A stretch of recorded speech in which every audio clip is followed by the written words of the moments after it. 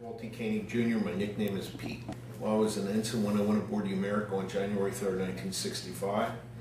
I was a lieutenant junior grade when I left the America December 16th, 1967, 2 weeks shy of 3 years on the ship. Then one day we went to general quarters for drill, just for, we weren't flying aircraft, and we secured from general quarters a little bit after lunchtime. And my station on general quarters was on the flight deck. And I was going down the ladder to go to the wardroom and get myself some lunch. And I got down about 2 levels, and all of a sudden we heard the clang, clang, clang, clang, general quarters, all hands man your battle stations, general quarters, ding, ding, ding, ding. And it wasn't, this is a drill, there was none of that. And I looked at this other officer who was with me. I said, "You think this is real general quarters? Is this it?" He goes, "It sounds like it." And we went back up, and we found out that the Liberty had been attacked. And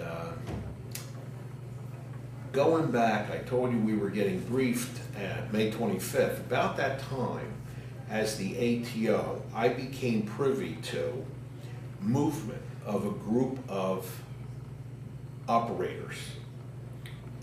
We started getting messages, and they were emanating from San Diego, California, that we were going to receive a group of operators called a beach jumper unit. I never heard the term before. I didn't know what it was. And one of the senior officers said to me, they're, special technical people. So anyway, we got reports as they made their way across the United States and across Europe.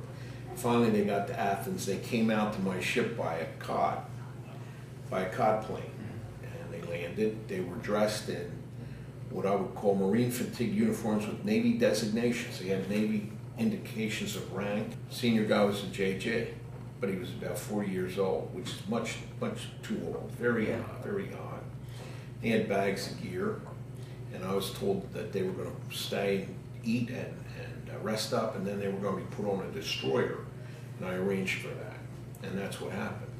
Now, I was attached to air traffic control nominally, which was next to combat information, but I could see the surface picture anytime I wanted. I could go in and look at a radar display, the map, and see where ships were, and that destroyer went on a course that was due south 180 degrees, right down toward Sinai. This was all before the Arab-Israeli war started, before the Liberty incident, but also before the strike, the initial strike. And they were going for about a day and a half, and they came back. Picked them up with a helicopter. They wanted to go to Athens. They wanted a cod. I put them in a cod and sent them away.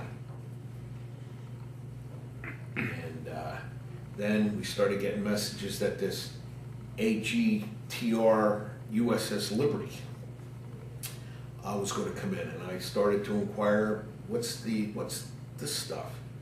And the same guy that told me about the operators told me this is a communication ship, and he said, communication ship, it's a spy ship, and it was a USS Liberty, and it came and it parked itself about 12 miles right off the coast of the Sinai, right about coincidentally where these guys had, where the destroyer with these guys had gone down, just a coincidence. Picked the whole shoreline, it was right there.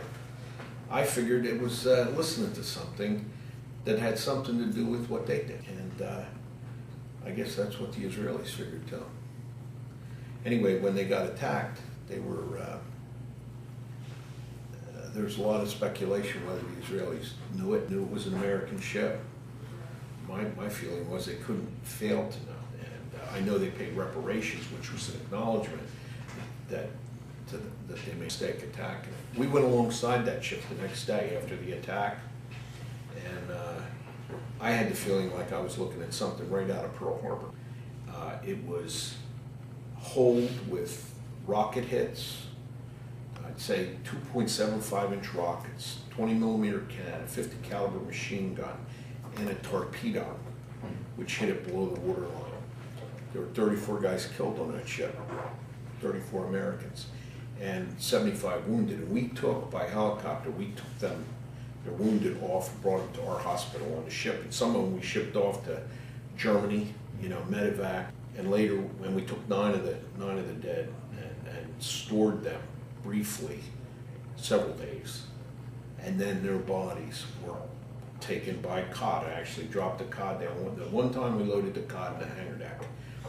Took the cod plane down number 2 elevator, cleared the hangar deck. They brought the bodies up in body bags and stacked them in the plane and sent them in for transmission to the States. Well, that's the most memorable experience I had aboard the America.